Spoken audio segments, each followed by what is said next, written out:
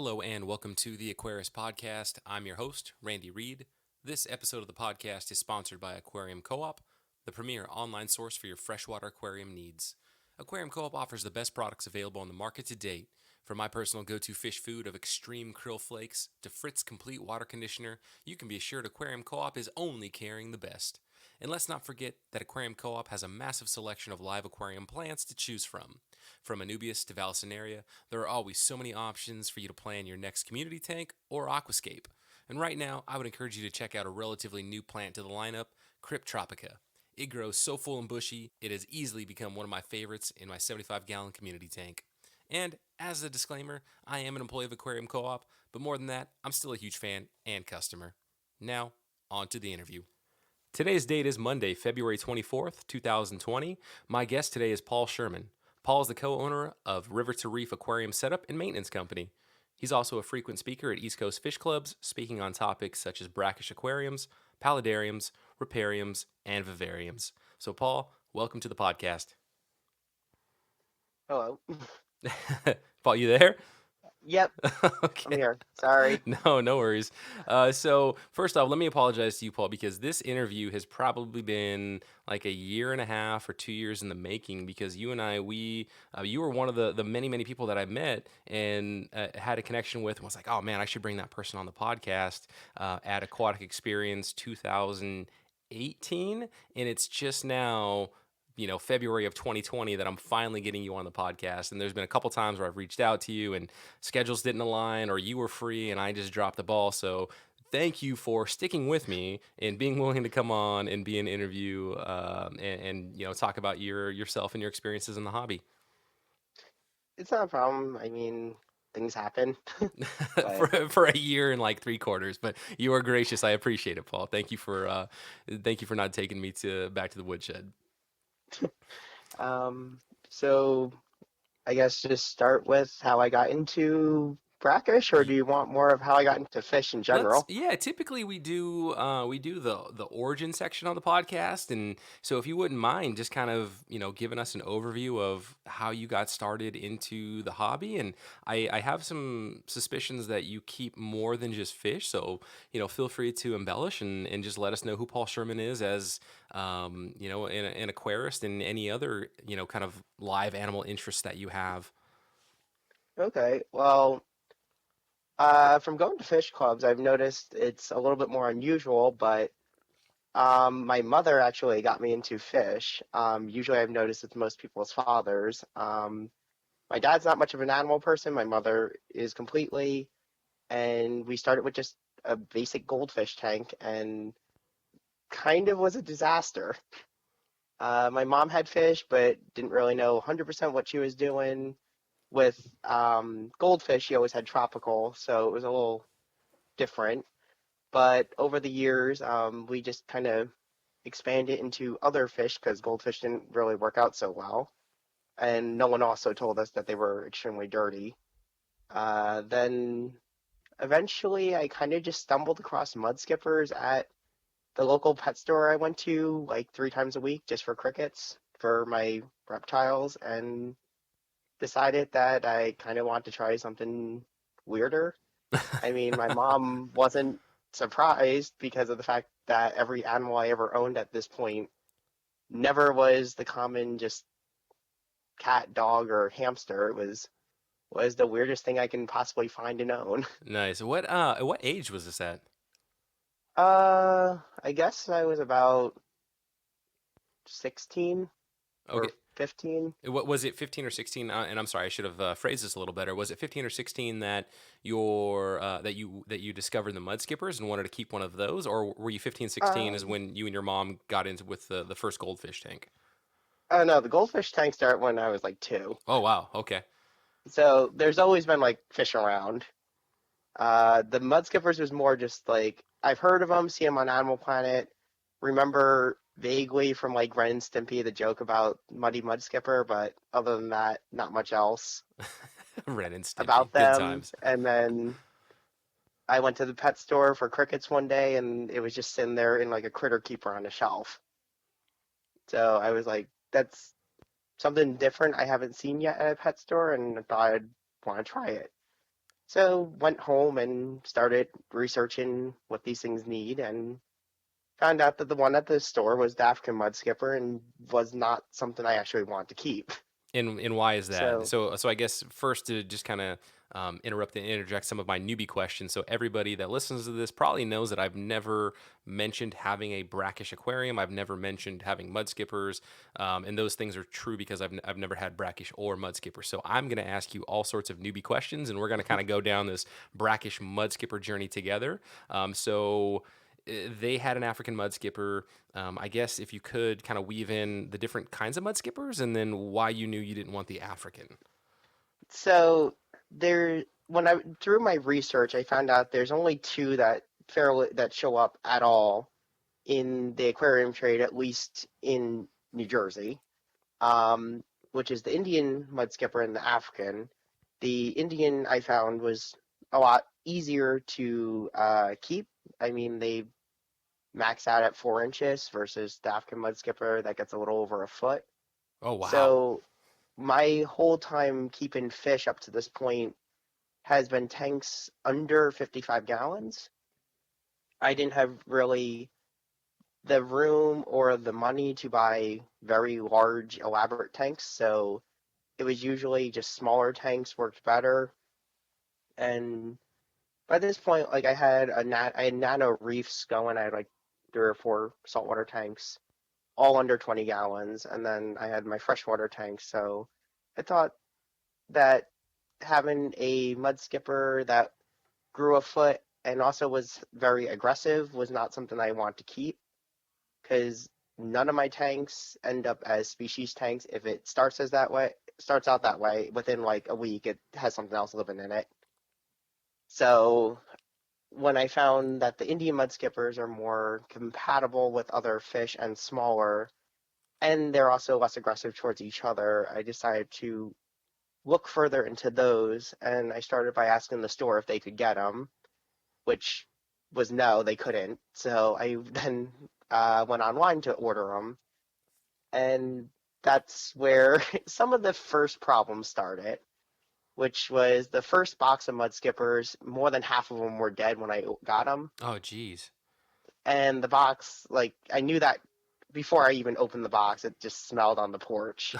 Oh, no. Was it like high noon on a hot summer day in Jersey? No, my mail, the person who brought the mail just rang the doorbell and left it. They usually would stay around, but I think by this point the box smelled so much they didn't want to deal with it anymore. Oh, geez. Can you go back and without naming any specific people or sources, was it fairly easy to find Indian mud skippers for sale online? So at that time, they were actually very easy to find. I only had to wait 3 or 4 weeks before they were back in stock, and they had tons of them. So I just ordered them. And I also did actually see these mud skippers when I was probably about 9-ish at a North Jersey fish show for sale in the vendor room. So they are, or at the time, they were not hard to find, but I noticed in the last couple of years I don't see them anymore. Interesting. So was this are you were you getting them from somebody that's breeding them locally? Are they wild caught? Is it like a an online store for one of the big box retailers selling fish? So they're all wild caught because their life cycle involves the eggs getting washed out to, or the larvae out to the ocean. Okay. The eggs are laid inside their tunnel, and then when the tide comes in, it washes the larval form of them out into the ocean, And so and then they come back. this is like narite snails and what else would be another good example? Is it amanos as well that have that kind of life cycle that depend on actually being swept out to the ocean? Yes, Okay. and that's why all these are wild caught, Mm-hmm. which the monos I think are possibly doable because I did actually try it, breeding those, and I got them pretty far before I ran out of food. But the mudskipper has not been like bred successfully yet in captivity, Okay. so all these are just coming in from wherever they decide to collect them. So the ones I got were probably from Indonesia or India, somewhere in that region of the world. They didn't they wouldn't say where they were from, but it was just a small online store that sold exotic and rare fish Gotcha. out of, I think it was New York, so they didn't really actually come that far in the mail.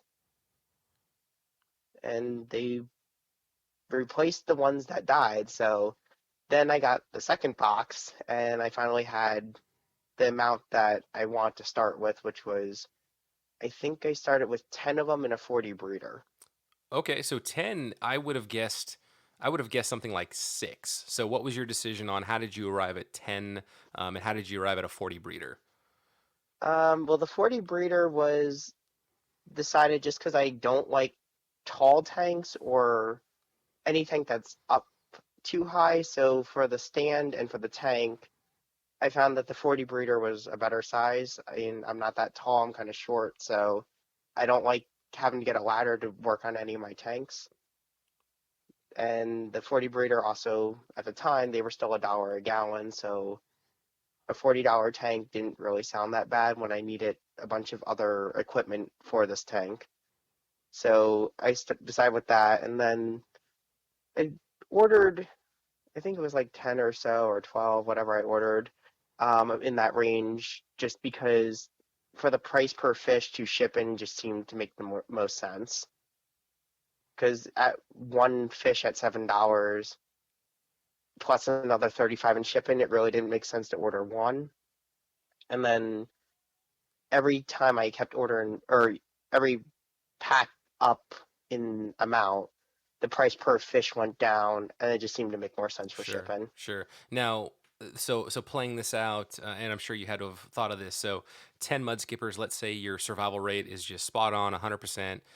You start getting these guys to.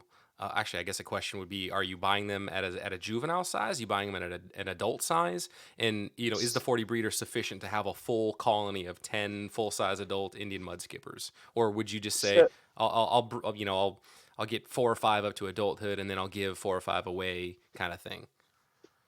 so of the of all the ones I had, none of them died, and they arrived at about 3 inches. They grew maybe an extra half inch the whole time. All of them lived perfectly fine in that tank. No one had problems. And I actually ordered a few from a local pet store that could get them a few years later. So I actually added even more in, but I think by that point, one or two might have died, but they were already almost fully grown.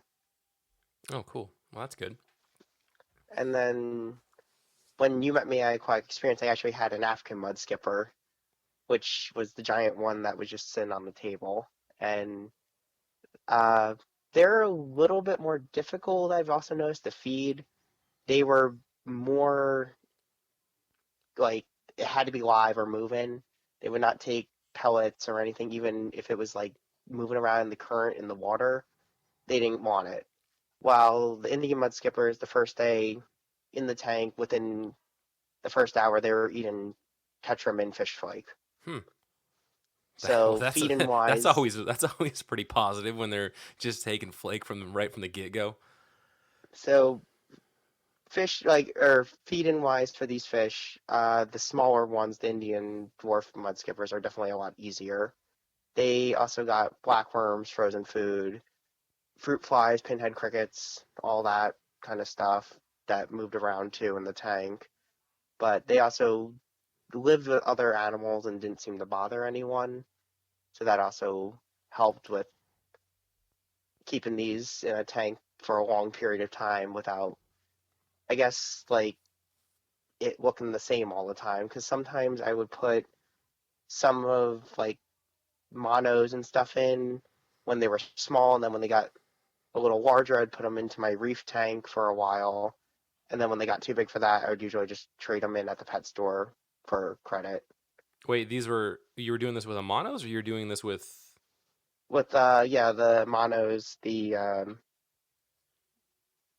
kind of look like an angelfish and a silver dollar Oh, mixed together. I thought you said a mono, like the amano shrimp. I'm like, you're what? No, What was no, no, that? the mono, like the fish, because there's a couple of different ones. I just picked whatever one they had at the smallest size they had, and then would grow them from like about the size of a nickel up to 3 or 4 inch fish. Oh, okay. So Monodactylus sebe, is that one Yeah. of them? Okay. Or Argentus or Okay. Argentus, something like that. Yeah, it But definitely yeah, it does look like a yeah, that is cool. Yeah, because at first I thought you were saying a mono shrimp, and I'm like, what? You're putting them in a reef tank? But then okay, interesting, cool. so they lived in there with them. I had fiddler crabs, with the mudskippers, bumblebee gobies, some wild strain of sailfin mollies from Florida. There were neorites in there. I think I just tried all kinds of things in that tank. If it lived in brackish, I tried it. I Nice. had chromides, all that just swimming around the lower part of the tank where there was water, and then I had land area, and I made fake mangrove roots out of some reptile product that no longer I think exists, but they were flexible branches for your reptiles that also kind of just looked like mangrove roots. So I glued a bunch of those together and put them in the tank, and it looked like a mangrove forest. hmm So So they, I'm surprised I haven't asked you at this point yet, or interrupted like I just did. So I apologize. The water, right? So we're talking about a brackish tank. We jump straight into mud skippers, but just inherently, I feel like with myself and most people, just the idea of we're talking brackish now. Yeah, that figure eight puffer. I'm good. I'm just gonna go stick with my freshwater. I'm not ready for that kind of commitment yet. Walk me through, I guess, your research on brackish water, keeping brackish water, making brackish water. Are there regional things you need to consider, like with the New Jersey water supply? Maybe you have really hard water, so does that impact how you make your brackish water versus me in the Pacific Northwest with very, very soft, basically rainwater? What I would need to do to be successful with a brackish water tank. I think, to me at least, that's like the number one hurdle would be, it's brackish water. so with the brackish water, how I usually, when I speak about it at different clubs, I usually start with the fact that it sounds like a problem or like this huge amount of work or a lot of chemistry is involved. It's actually easier, I found, than a reef tank or doing saltwater in general. So if someone wants to try saltwater for the first time, a brackish tank actually is a good start-in way to get into saltwater because you get to learn how to mix salt and how salt measuring works and water chemistry a little bit more than just your basic freshwater tank. So you can try it out, and also the fish are cheaper. So if you screw it up a little bit and they don't possibly live, it's a little bit, I guess, easier on you than spending the $600 on like a saltwater angelfish when you can buy the 99-cent molly from a pet store. Sure, sure. Also, these fish will tolerate the salinity not being perfect all the time because they live in environments that are tidal, so the water can switch throughout the day, salinity wise, all day long. So these fish don't need the stable conditions that a saltwater fish would need, but you can get the feel of how to keep saltwater more steady by practicing on a brackish tank. Because if you forget to top off the tank one day, it's not the biggest deal in the world. So So, to speak in very general terms, is it like when you're setting up a brackish water system, it's basically half the amount of instant ocean or Fritz RPM salt that you would use for like a saltwater tank? Is that am I kind of getting in the right um, ballpark? I don't really measure my salt by cups or by weight. I add a little bit and then let it mix, come back a little later, and test it with a refractometer just to see where it falls. But um, I try to keep it at like 1.010 approximately, which is almost, well, that's half of seawater. But if you're doing a saltwater tank, it'd be slightly higher than that. The If you Oh, doubled it, it would be a little low. oh, gotcha, gotcha. So it's like half-ish, but I've also gone to full saltwater levels with all these fish and never had an issue. Interesting. So every time I did a water change, I'd let it fluctuate a little bit. But here in New Jersey, we actually have soft water and hard water. So where I used to live, the water was extremely hard and alkaline. It was hard to test even where it fell because it was so bad. And fish like Tanikan cichlids and livebearers did great. So doing a brackish tank, typically a lot of these fish do need a slightly higher pH and alkalinity because the ocean would be more alkaline than your river water would be. So having that water there was fine, but like where I live now, the water's more neutral. So I would try to buffer the water up with aragonite sand in the tank. Oh, okay. So the water gets buffered slowly, but not fast, or it won't crash. Sure. So I don't have those issues when the water goes off a little. So I never use pH buffer in any of my tanks. I always try for using a calcium-based substrate or rocks in the tank. But otherwise, I would just use tap water. I never used RO. The RO water I had, I would only use for the reef tanks, but I never would use that. Salt-wise, it was Instant Ocean, and I still use their salt for everything. It's the one I even use for work. Because found if public aquariums are using it, it's probably a better salt product. It dissolves easily, doesn't leave residue too much. So Nice. that's That my go-to for salt. that's a free plug right there for Instant Ocean. Hook Paul up with some free product. But yeah, I've noticed like I think Georgia Aquarium used it for their Ocean Voyager tank, and I have been behind the scenes at multiple public aquariums, and I see the buckets of it in their stock room all the time. Yeah. What So, so to continue being a complete newbie at this, a refractometer. How do you utilize that? so when you look through a refractometer, there's going to be a blue half and a white half, and where that the blue and the white meet, that's going to be your read-in. So there's a little window that you have with a cover. You lift the cover, you put some water from your tank on it, you close the cover, and then give it 30 seconds for the temperature to kind of stabilize because it is a little bit affected by temperature. And then you just find a very bright light source and point it towards it and look through the, I guess it's kind of like a telescope. And then you're going to see that line, and that's where your salt reading would be. And eventually, every now and then you do need to recalibrate these, but they sometimes come with a solution to do that. So every now and then I just check it to make sure it's calibrated properly. But the one I bought about, I guess it's now been 15 years ago, I've never had to calibrate that refractometer. Nice. It still works perfectly fine from the original setting. Nice. So I'm lazy, so it's I nuts. would probably ask you for a recommendation on that because I hate calibrating like pH meters and all that stuff.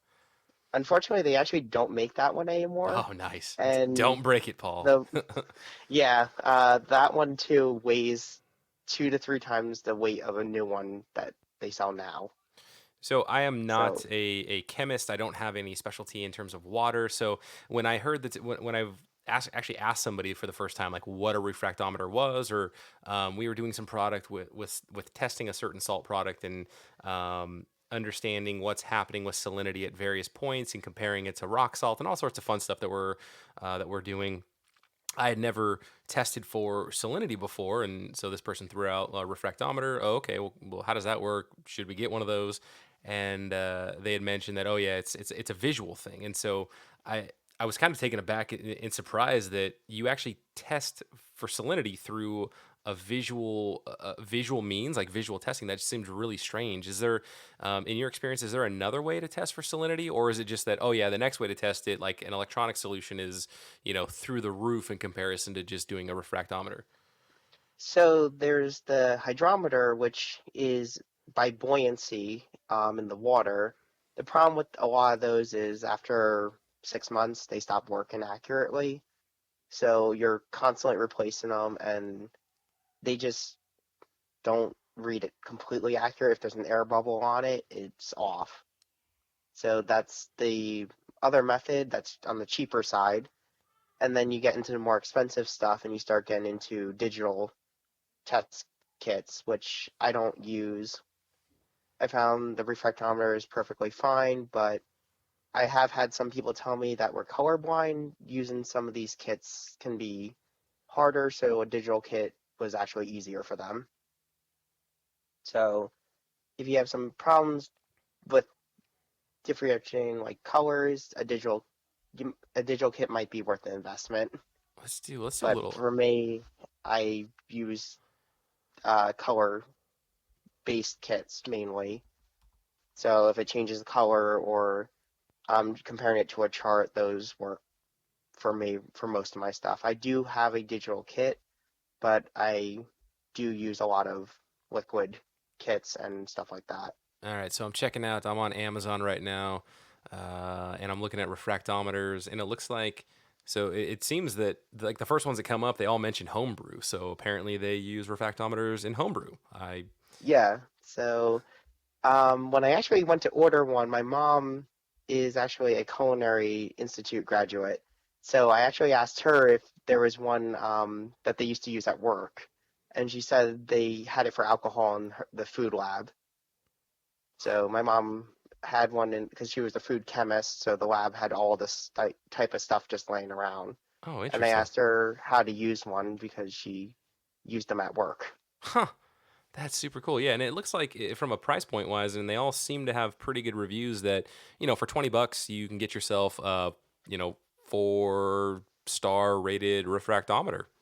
I feel like Yeah, even the $30 one from Petco works perfectly fine. okay, I feel like I may have to just take a little $20-$30 investment just to have one and go around testing salinity, I guess. I don't know. I've never done it before, so I feel like I need to do Well, this and expand my horizons.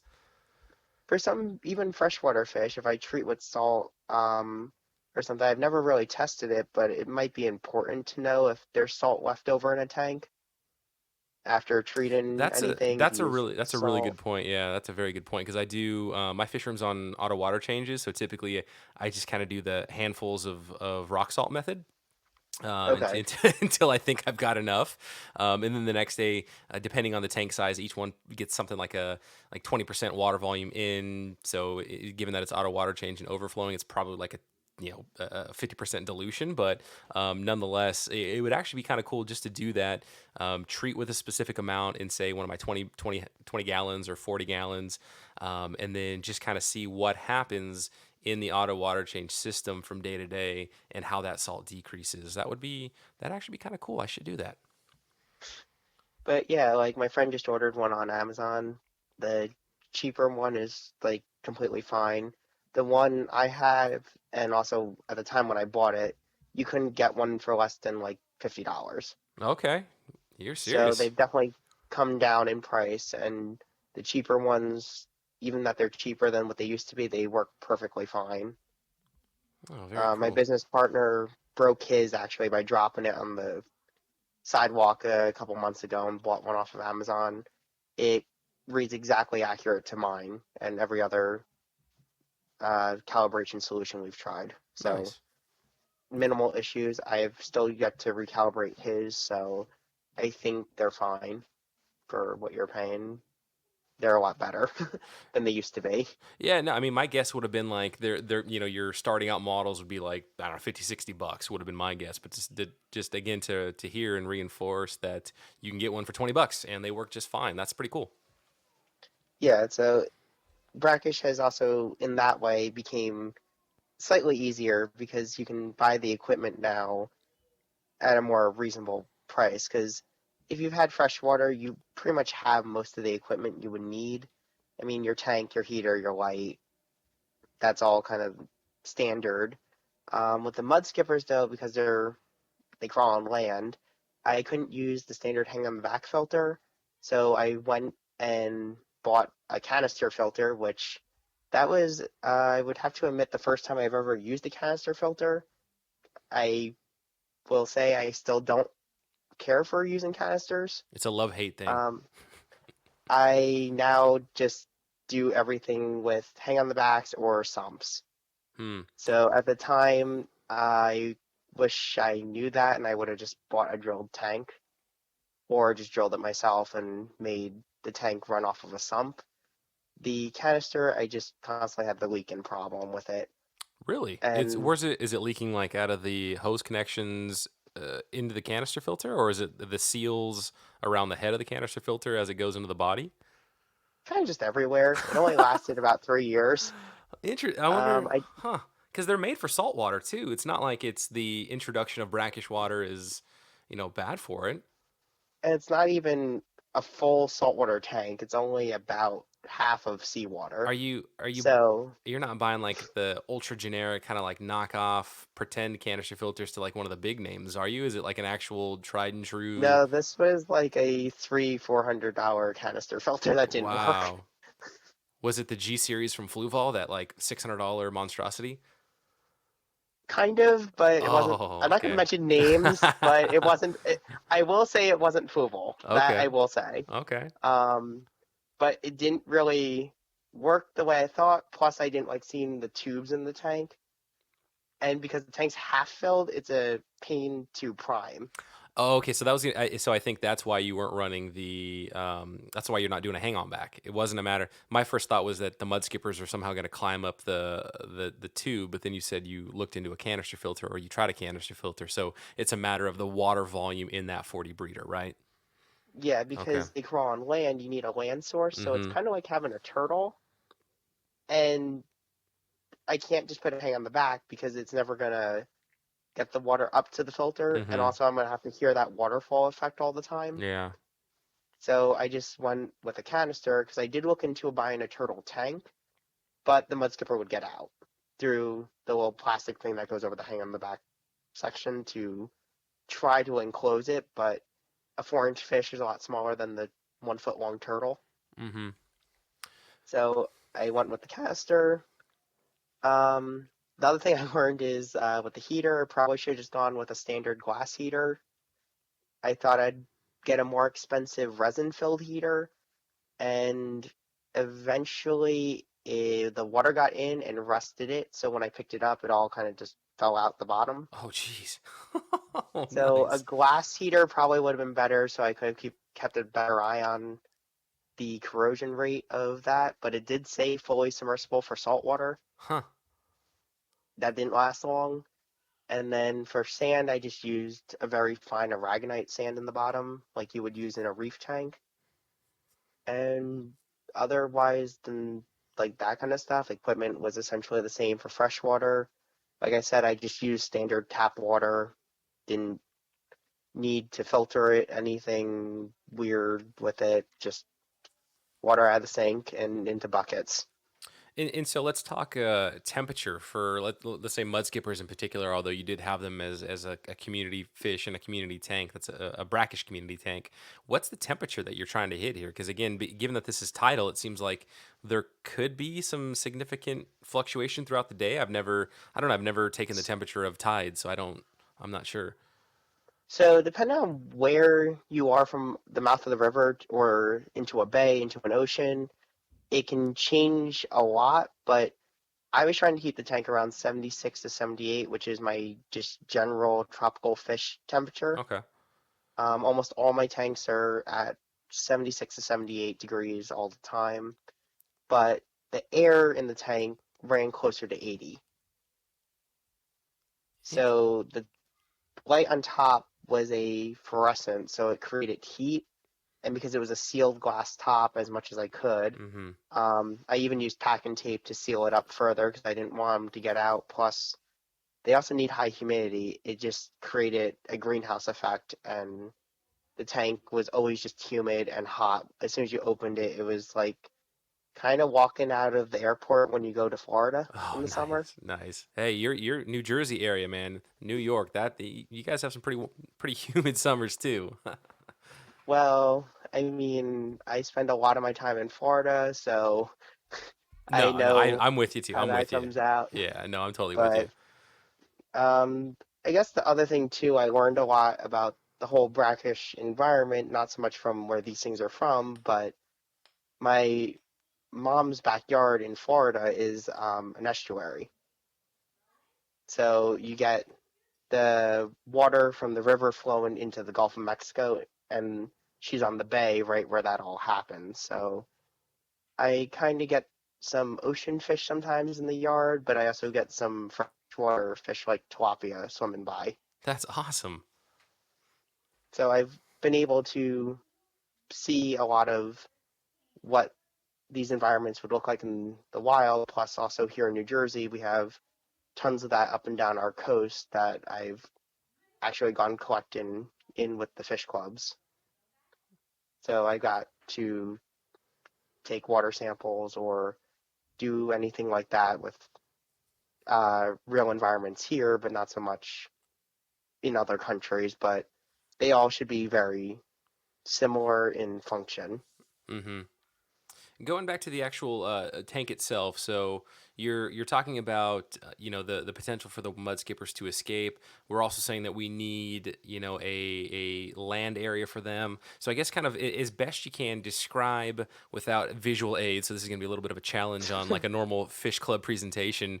Like what did this tank look like? How high is the actual water? Like where is the land for them? Because in my head you'd have it at least maybe the tank is only 50% water, and then you've got kind of you've got this land section 50% water, or at least you're utilizing 50% of the height. So that would have to be a fairly considerable leap for the mud skippers. Although watching I think it's like a BBC video that's floating around Facebook right now, the mud skippers that they were showing can jump pretty darn high. So I guess there goes my Yeah.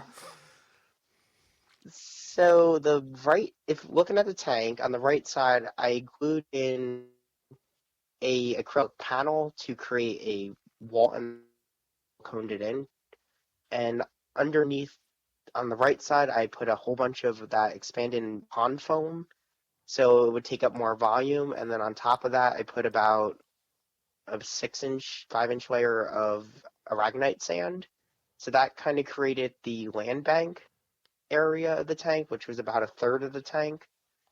And then covering the acrylic so you didn't see it, I did more expanded foam to create a fake rock wall. And then the other two-thirds of the tank was all the fake mangrove roots that I said earlier was the reptile mm-hmm. flexible branches. So they had that whole area as mangrove forest to crawl around up and down on the roots and stuff. But the water was about 8 to 10 inches. So in a 40 breeder, that's almost, I would say, two-thirds of the way up. Yeah, what's a 40 breeders, what, 16 inches? About that. Yeah, okay. So it was most of the two-thirds was deep water, but again, because they can jump, they just kind of jump branch to branch and stuff, and also having those roots created visual breakup, so they had different areas to hide and crawl on. Mm-hmm. But I noticed when there was too many mudskippers in a tank, they start to climb on the glass because their fins are fused like a suction cup, so they can actually suction cup the things. And that's when I knew if there wasn't enough space ever in a tank with them. But I never had a mud skipper sit on the bottom of the water or on the glass, so I knew that approximately 10 that were in there was a safe number to house without there being too much competition. Okay, and then in terms of behavior, like having these mud skippers, that's a whole different. It adds a whole different dimension to enjoying and watching and seeing how these creatures behave compared to say like angelfish or tetras or any of these other kind of normal fish that we would keep in a freshwater aquarium. So what are mud skippers doing? Because already it sounds like they're doing some crazy stuff of jumping from the fake mangroves, and they have the potential to suction cup themselves and climb around. Like it sounds like it's a lot of fun to probably watch them. Yeah. Yeah, so their tank typically they kind of just had their own little areas that you would kind of find each one. But when it came to feeding, that's when I would actually see more interesting behaviors out of them. So I used to feed them in a scallop shell to keep the mess down. So I'd lower a scallop shell onto the sandbank, and I noticed the ones that occupied the sandbank, they would always have the food first. But as other ones came, the most these things would ever do is flare their dorsal fin at each other, and that's about it. And that usually just resulted in the other one doing the same and then coming back later to eat. Other than that, they really don't interact with each other heavily. Um, Intelligence wise, I think they're kind of up there more with like cichlids because they learn to recognize the dish as a food source and they recognize a little bit who feeds them, who didn't, and they were slightly interactive. Yeah, there's a But couple people online that have mud skippers. I'm not sure if Jimmy, our editor from Aquarium Co-op, if he still has his mud skippers, but Zenzo Tazawa has his mud skippers, and Jesse from I think it's HC Aquatics has mud skippers, and I think that's where Jimmy fell in love with them. So there is a little bit of kind of mud skipper love that's going around right now, and kind of the social media aquatic side of things. And they look like the videos that these guys are putting out there. The mud skippers look like they're pretty hilarious to watch and that they do have a lot of personality. And I think, kind of comparing that intelligence level to that of a cichlid seems to be pretty much there, right? Like even maybe even one of the larger cichlids or something that has just kind of a lot of personality and seems like there's a lot more there than we would normally expect from a fish. yeah, so for something that's as small as that type size animal would be, there's a lot more going on than you would think, but I would not put them very high in terms of like. It still amazes me that a small parrot has as much personality as a small child. But in terms of like a fish, cichlids definitely are smart. They use like tools a little bit. I've seen cichlids grab things and play with things, but these won't really do that because they're not much about changing their environment other than digging burrows, which mine never did in captivity. Other than that, they don't really have a natural instinct to make their environment fit them. So they only have, I would say, behaviors to interact with each other. Mm-hmm. So unlike cichlids that will play with things or destroy things, they weren't destructive. So at least I didn't have to provide further behavioral enrichment for them. But they definitely had personality, and you could tell that they learned where to go and what to do for certain things. Yeah, well, I mean, that makes sense given where they come from, right? The tides, tidal areas, like Mhm. you're not changing that environment. Like you're not. This isn't like some calm offshoot of a main river body where you can actually kind of make home, or like some of the cichlids in the rift lakes where they can make those giant mating mounds. Like I feel like just those the tidal changes are just gonna wreck anything that you're gonna try to do. So you wouldn't even try to evolve that, right? Yeah, so the only animal in that tank that really did anything were the fiddler crabs, constantly sifting through the sand and burrowing. Mm, But other than that, most of these fish just kind of dealt with what they had and live where they live.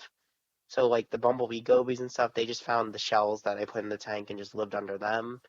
But when I did water changes, every fish knew to go to the bottom of the tank or just get out of the way of anything that was in the tank.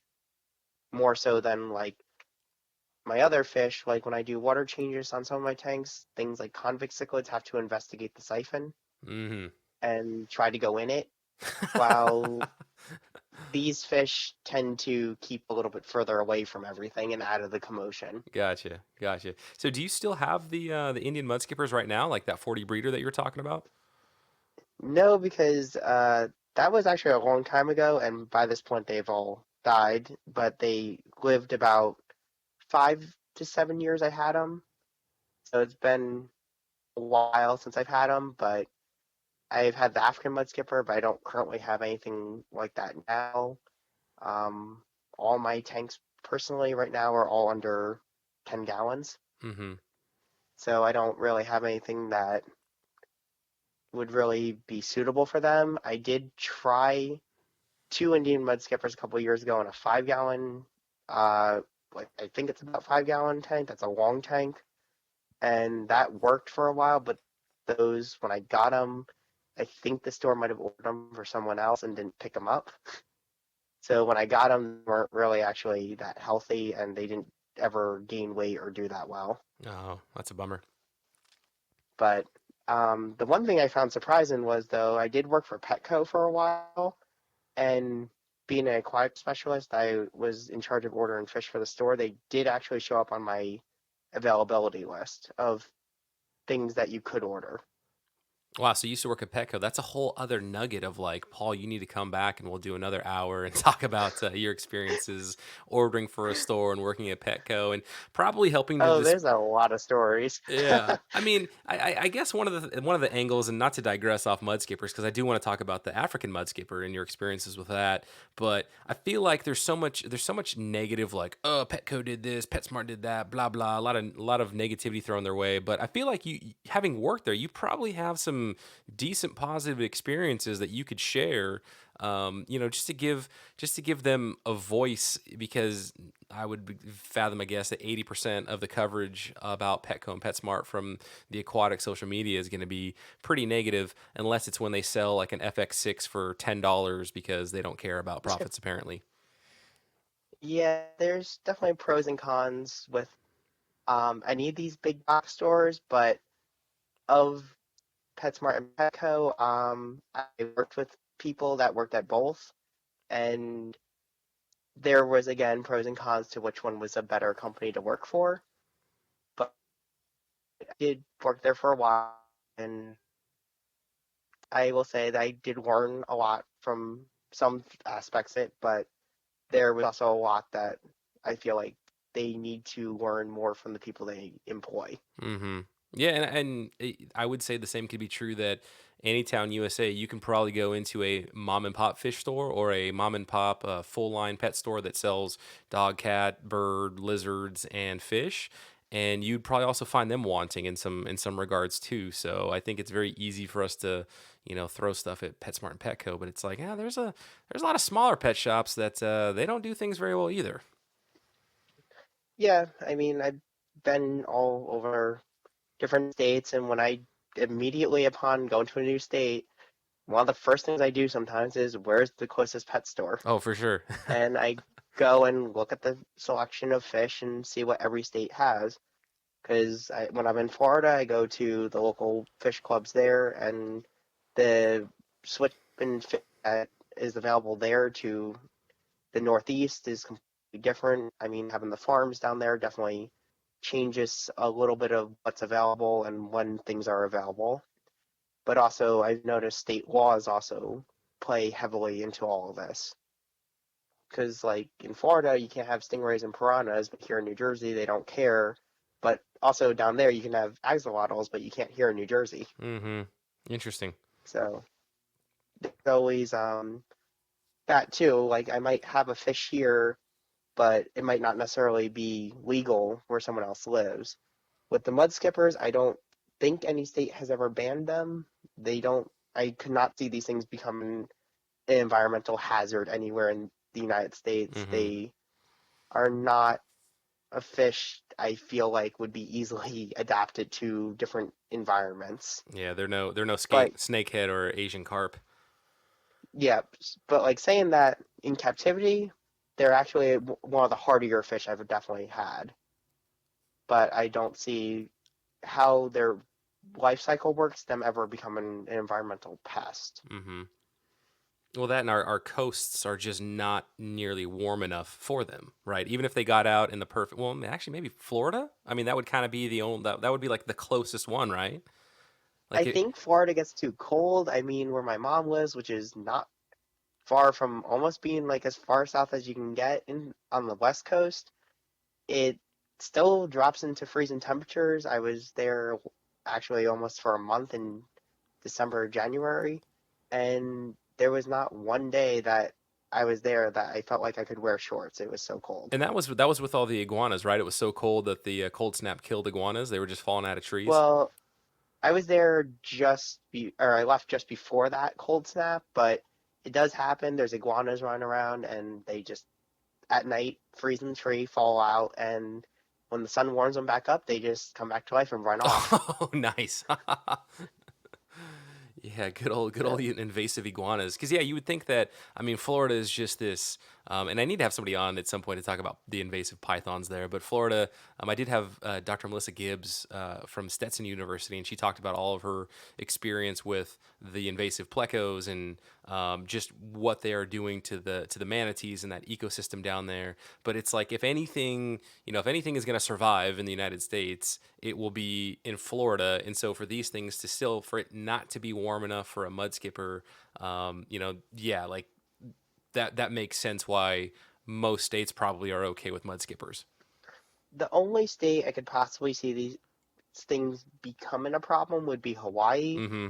But again, I've never actually been, but being a rockier island, that's more, I mean, I know they have sand beaches, but they don't really have those tidal areas being islands, so I wouldn't see them as being a problem Because they area. need the mud flats, right? They need those tidal mud flats that you know. Yeah, and I don't really think they have as much of that.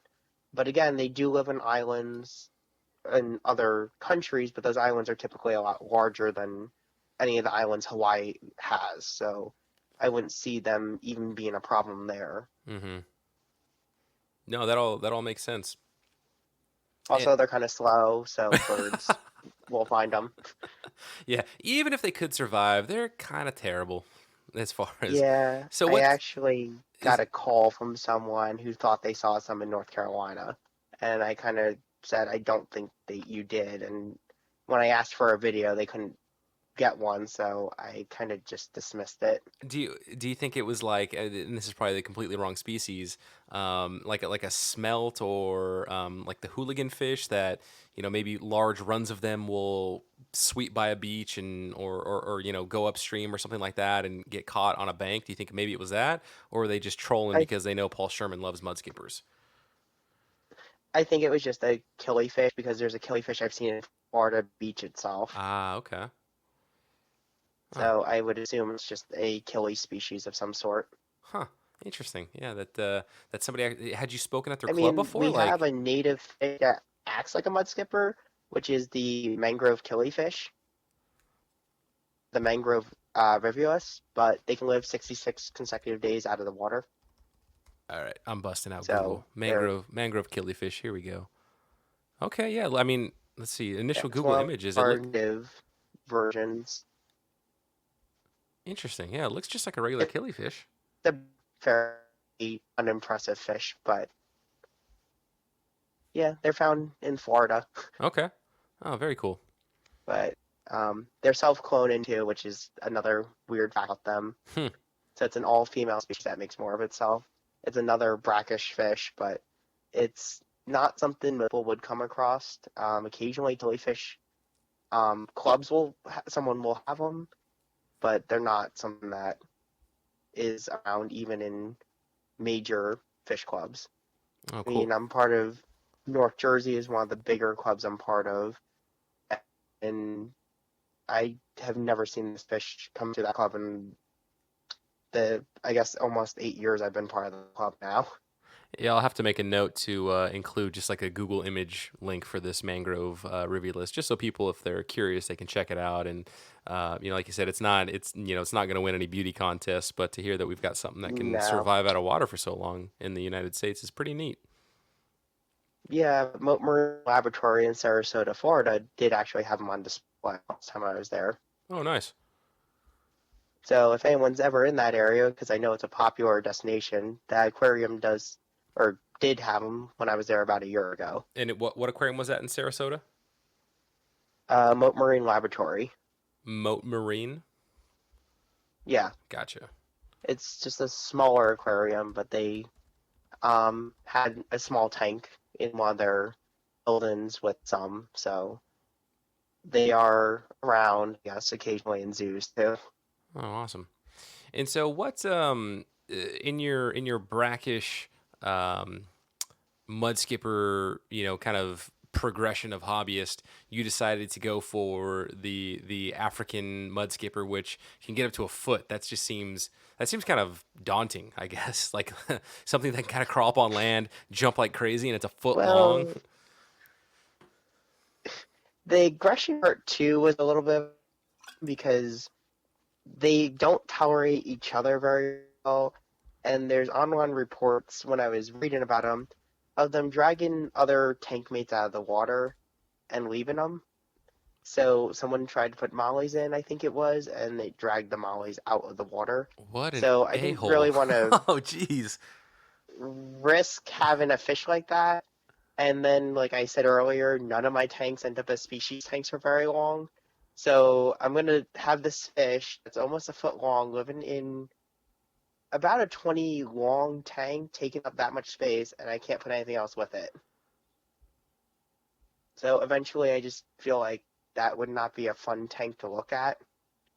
Because mudskippers aren't the most attractive fish in the world. They're kind of more on the brown gray scale of color. They don't do a whole lot if they're not actively eating or chasing down food.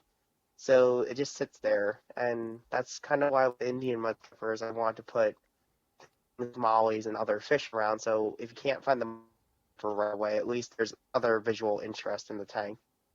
Mm-hmm. And but so So you did get an African mudskipper, the one that I saw at Aquatic Experience, or was that somebody else's? um that was so I was in charge of the club's table design and running that table for the club as a tournament. So I found when doing events like this, the best thing to do is something that draws someone's attention towards the booth. And at the time, mudskippers were available. So I decided, let me just order a mudskipper because they'll draw visual interest and it's something different. And it usually gets someone who comes over to engage more and ask, what is this or how do I care for it?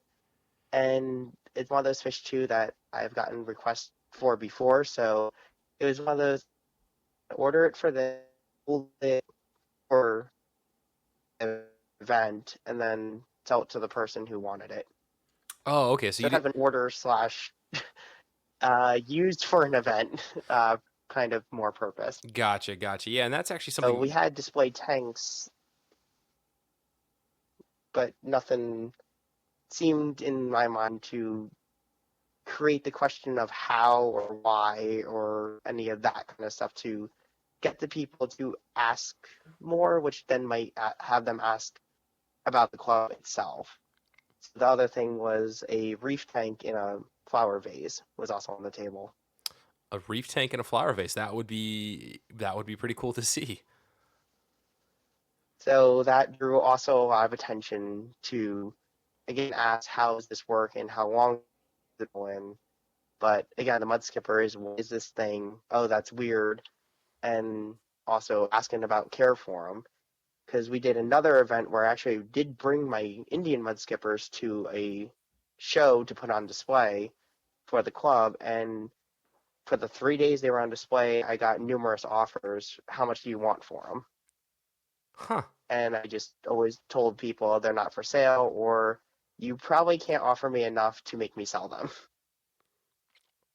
Because at that point, they were becoming rarer to find. So someone asked me if I were to sell them, what would it be? And I said, well, at least enough to go buy more. But Right, right. since they're not available, I really didn't feel like doing that.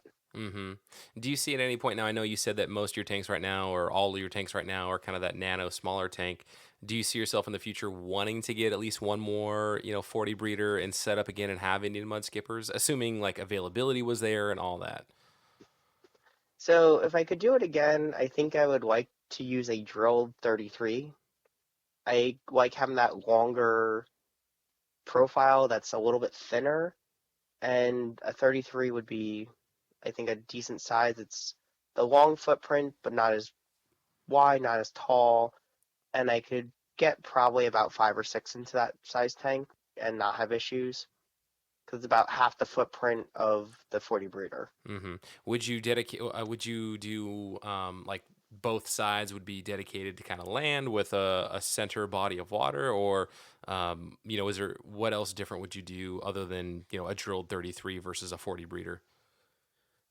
I think maybe in that case, doing a little bit more towards a 50-50% land or doing it more towards a paludarium setup where there might be more instead of fake plants using live mangrove trees. Again, I would have the issue of the top of them growing out, but I would probably just glue some glass or acrylic together and make essentially a tall dome for the top so the tree can continue to grow without being restricted by the glass top. Oh, that's And then just do something like that. So that again, the fish can't get out of the tank, but the tree can continue to grow and also maintain high humidity in the system. mm-hmm. Now, do But you have any like social media accounts where you post pictures for like people in your fish club or just anybody that has seen you talk that they can follow and see kind of what you're doing and what your tanks are like?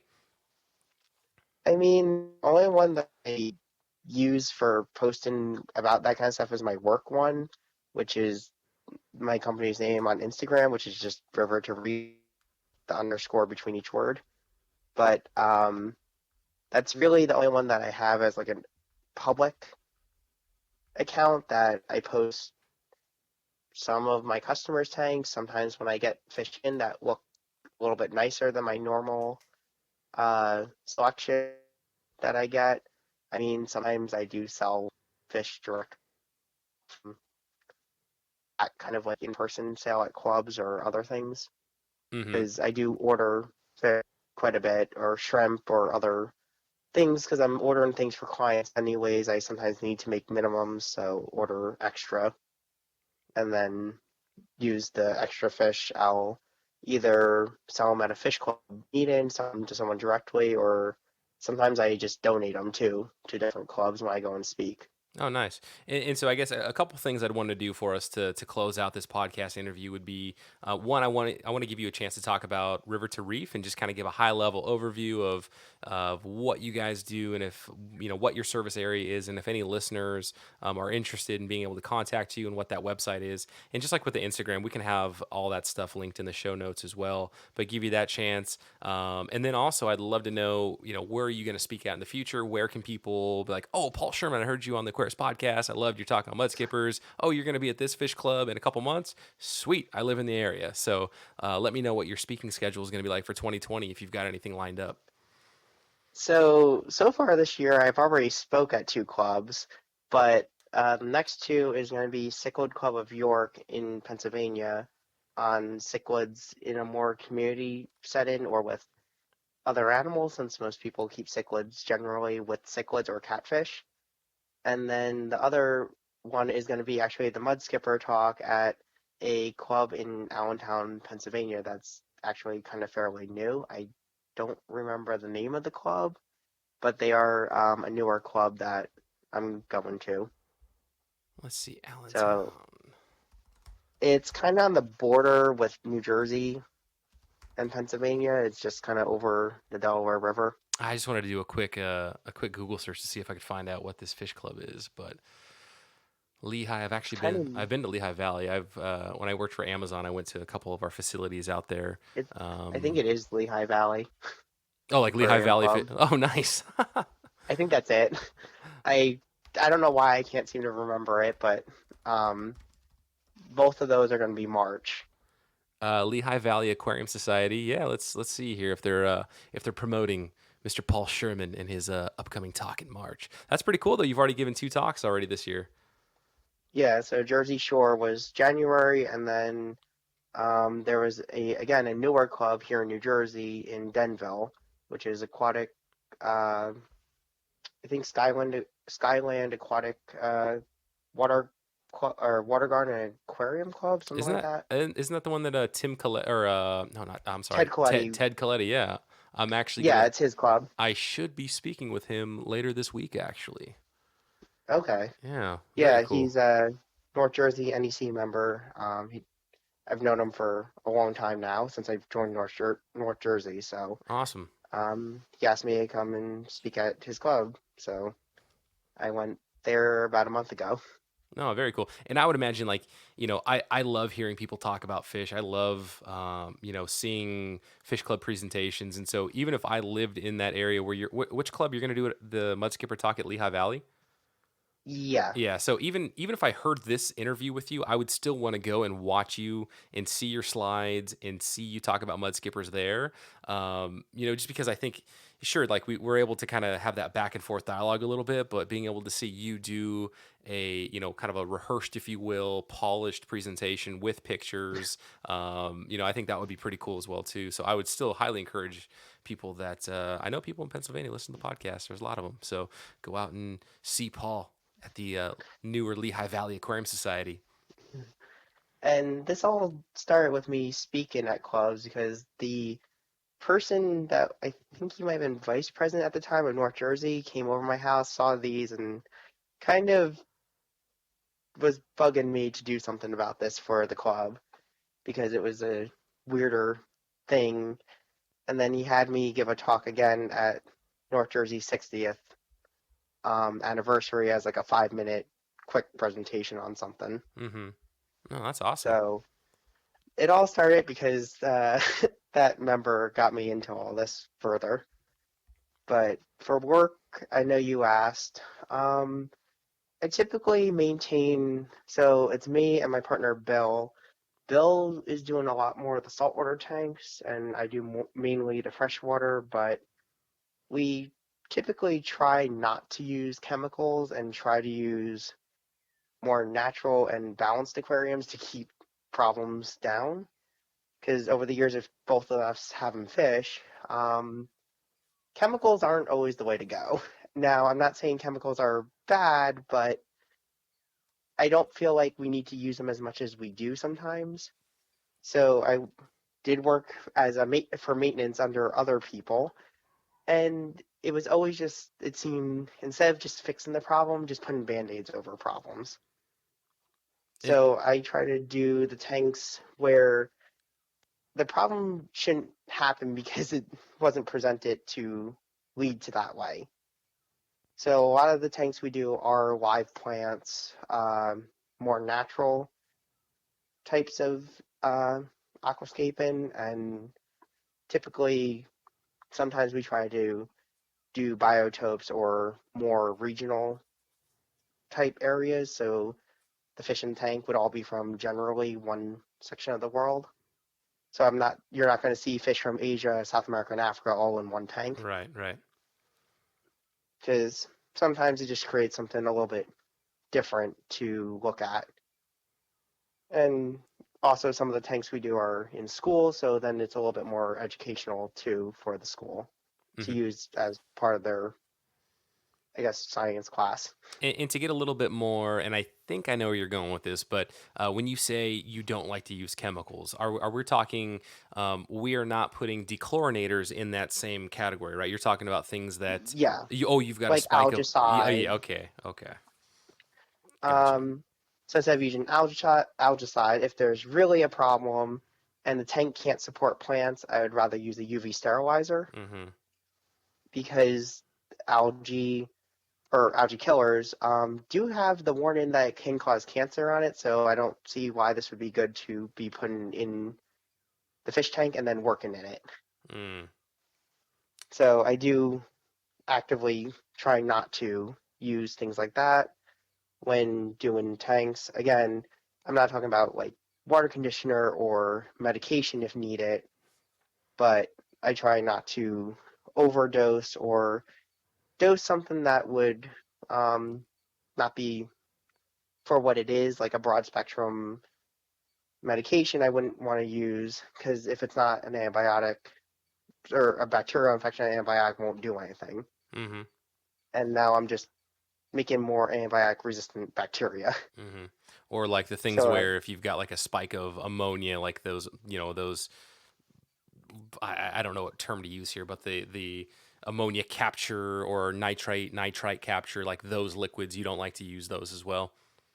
not if I would rather just do a water change. Yeah, yeah. And I usually tell people water change is usually one of the easiest fixes for most things. Or I guess another way to phrase it would be like the cures in a bottle, like the thing where it's, oh, if your water is like if this is happening, just pour this in and it will fix everything. Like those kinds of products is what you're saying. Yeah. Yeah. And I try to use a product for what it really is needed for and when it's needed. I don't just dose to dose things, which from working under other people, that was a common occurrence. Hmm. So you weren't necessarily paying for just the service, you were also paying for sometimes chemicals that weren't necessarily necessary, Oh, so you're billed by the dosage in that case. or that it took us extra time to do something. Ah, okay, okay. So that wasn't really something I always was comfortable with because the people don't necessarily know anything about the tank, and because you're the one coming in and they hired you as the expert on this, they'll just say sure. Mm-hmm. So it's like, oh, we're going to put this in because it's supposed to do this. Well, I don't see why this is any different than just using water conditioner. Yeah, no, I mean, I get that, right? Like, there's this, you're very cognizant of the trust that your customers are placing in you, and you don't want to, you don't want to violate that trust, and you want to make sure that you're giving them a fair, honest service for what they're paying you for. Yeah, and then like again with algae, sometimes instead of just dosing, I don't see the problem with just putting some amano shrimp in to control hair algae Yeah. or just doing more frequent water changes and just telling the person like maybe we just need to bump up how many times I do water changes in a month. Yeah, because I mean, even if they do have the outbreak of hair algae, and you're putting in a mono shrimp, that's just cool. Mono shrimp are fun to look at. Like the mono shrimp are cool in their own right, aside from just helping to knock down algae. And then, I just typically try to use a more less, I guess, chemical method and more natural or just less invasive or time consuming. Sometimes, yes, the shrimp will work slower, but they will get it done and they keep it from coming back Hmm. over time So given a versus algicide that I have to dose all the yeah. time. So I've done a little bit of travel on the East Coast in your area, but I'm definitely a West Coast person. What is your service area? So if somebody in New York or New Jersey, I guess, how do you describe like where River to Reef will do aquarium servicing?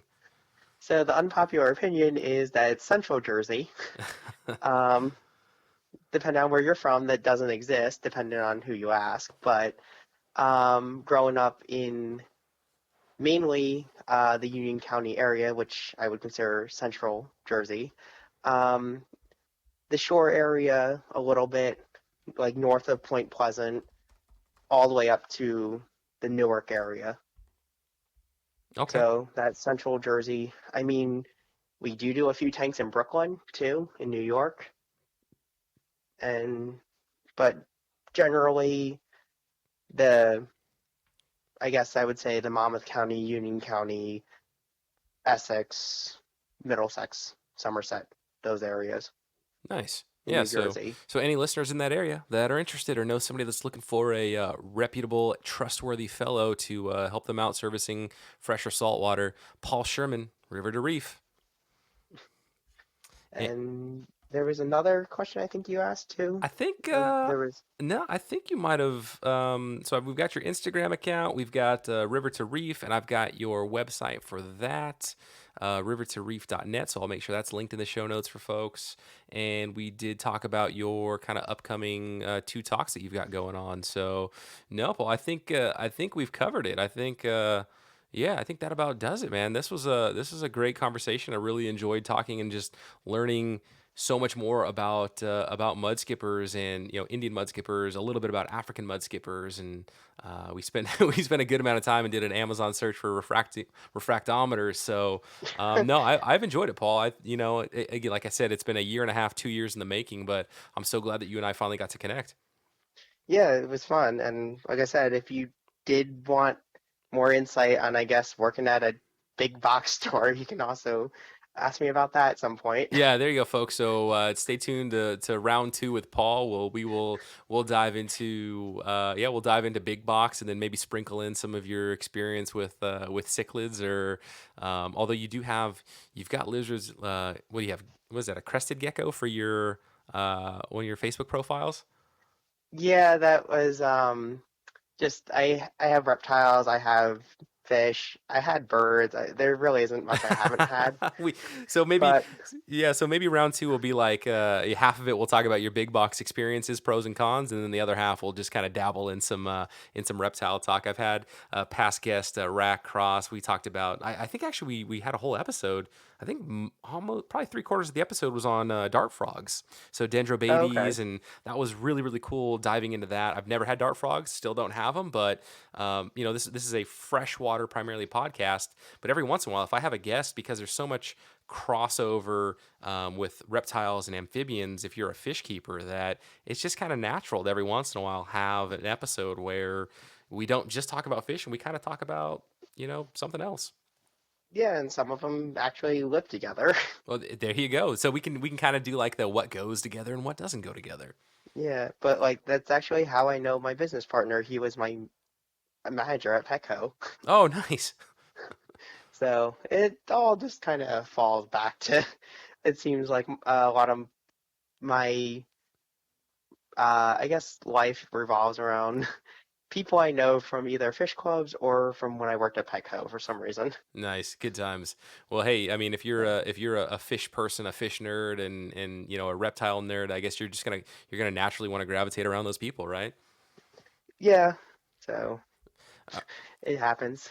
all right, Paul. Well, you are on the East Coast. It is getting late for you, man. I really appreciate you jumping on this call. I hope people really enjoyed it and they follow your River to Reef Instagram page. Like I said, all this stuff I'll have notes to it in the show notes. So, Paul, thank you very much. I really appreciate it.